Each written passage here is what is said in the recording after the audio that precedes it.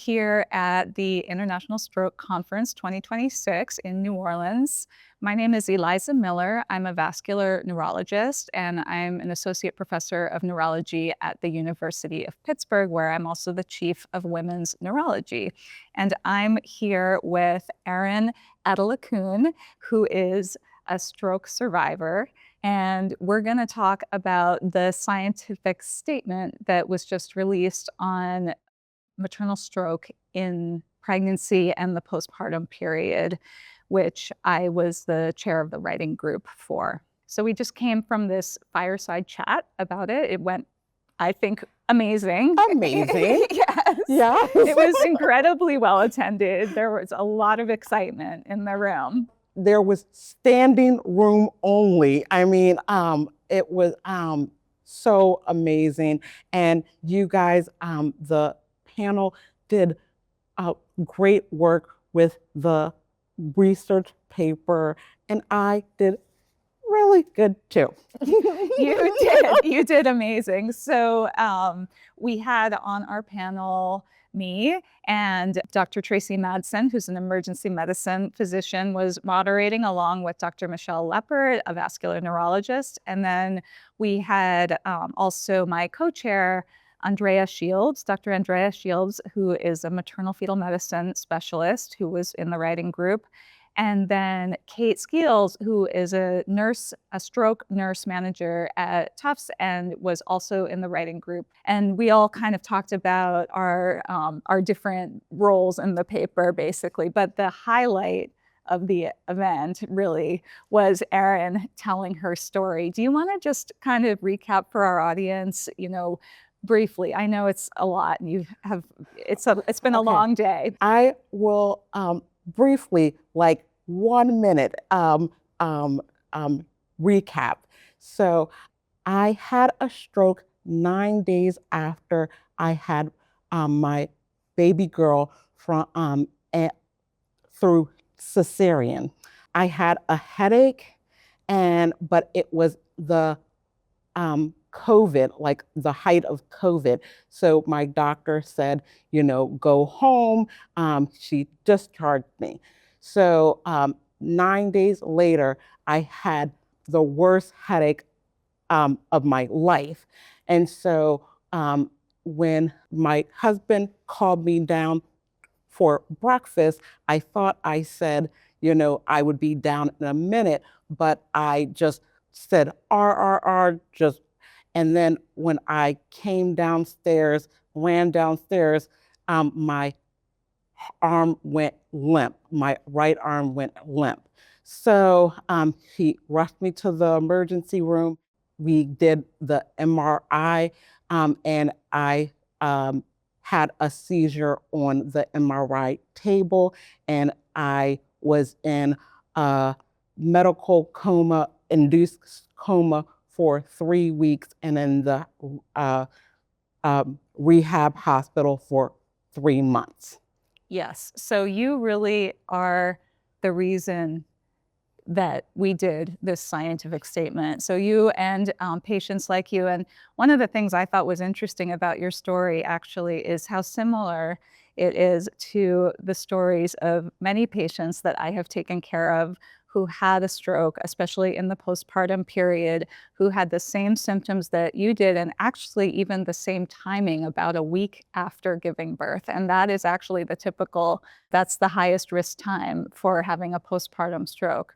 And I want to also stress that Erin suffered an intracerebral hemorrhage, a hemorrhagic stroke. Yeah. And really went through it. I mean, you had a hemicraniectomy, you had a long recovery process.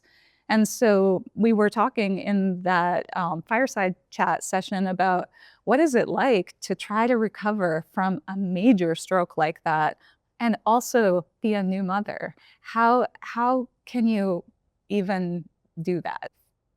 Rewind. I have an Instagram, stroke.mama, MAMA, and I get DM'd all the time from mothers that say they had the exact same thing.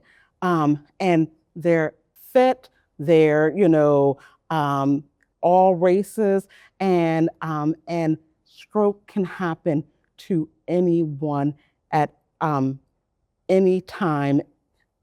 But my stroke was, I have a strong network of family, friends, and loved ones who supported me, and they supported my baby, my husband and all of my family and friends supported my baby, um, while I was recovering. But two things were so um, paramount, where a community, um, the stroke or brain injury community, and um, and a psychiatrist. Yes. Yes. Yes. And incredibly important. And we did talk about that in terms of recovery. There are a lot of considerations. Even if you didn't have a stroke, the postpartum period is a really difficult time. Yeah. And a lot of people do suffer from mood disorders, fatigue, disrupted sleep. Your whole life has changed. And then you add onto that a whole other thing that also causes fatigue and mood changes, and your whole life has changed and you need a lot of help. So it's just like two things at once. It's you need a lot of support. So I think it was just amazing to have your voice there. It was really well received. People were really moved by your story. So I really want to thank you for that. In terms of, some of the highlights of the session, we talked a lot about blood pressure, which you also mentioned, Yes. and that the importance, if you want to prevent a stroke in a pregnant or postpartum woman, probably the single most important thing is to have the blood pressure under control. So that's a big part of the statement. We also talked a lot about treatment and how do we handle it when someone comes in having a stroke who is pregnant or postpartum, and who needs to be there on the team, who needs to be, on the phone if you need them to help you make those decisions if you're the doctor in that situation. Yeah. And then we talked a lot about recovery and what that looks like for someone who has just given birth or is still pregnant, and how's that going to work, and what needs to be done. Does she have to be delivered immediately? No, she doesn't. So it was a really fun session. I think people were excited about it. Yes. We had a lot of interest, I would say. Yeah, I would agree. Yes. Is there anything that you want to ask me about in terms of the statement, or anything that we talked about in the session that you were wondering about? Well, I wanted to know, why is the blood pressure so important? Because I didn't have a blood pressure monitor, Right.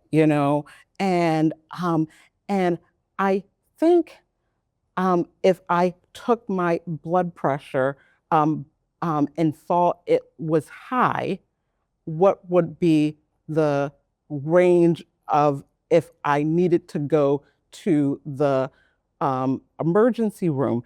Because with COVID, we were told not to go to the emergency room. That was such a difficult time. That's just a really challenging time to have gone through something like that.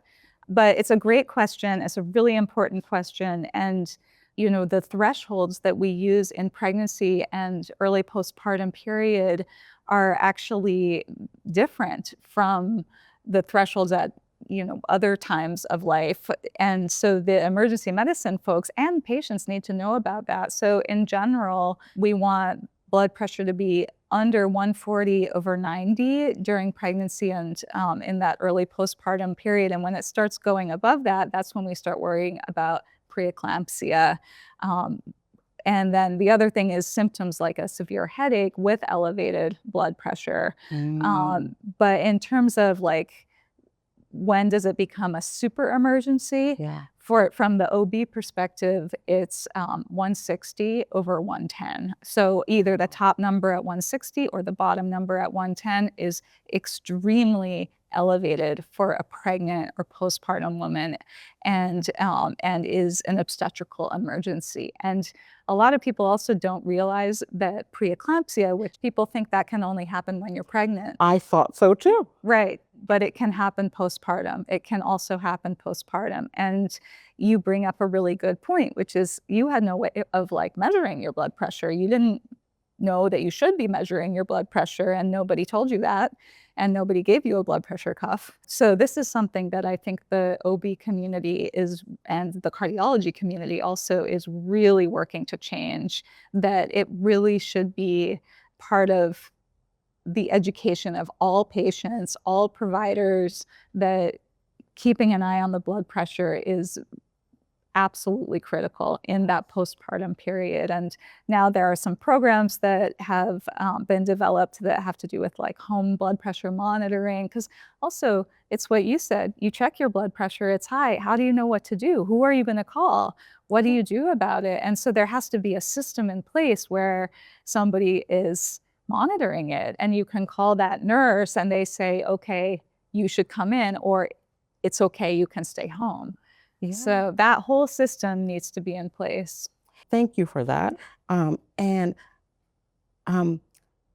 if it weren't for, because I knew the FAST, the acronym FAST, face, arm, speech, time to call 911, I knew that acronym. So when I started slurring speech, and when my arm went numb, I was like, I need to go to the hospital.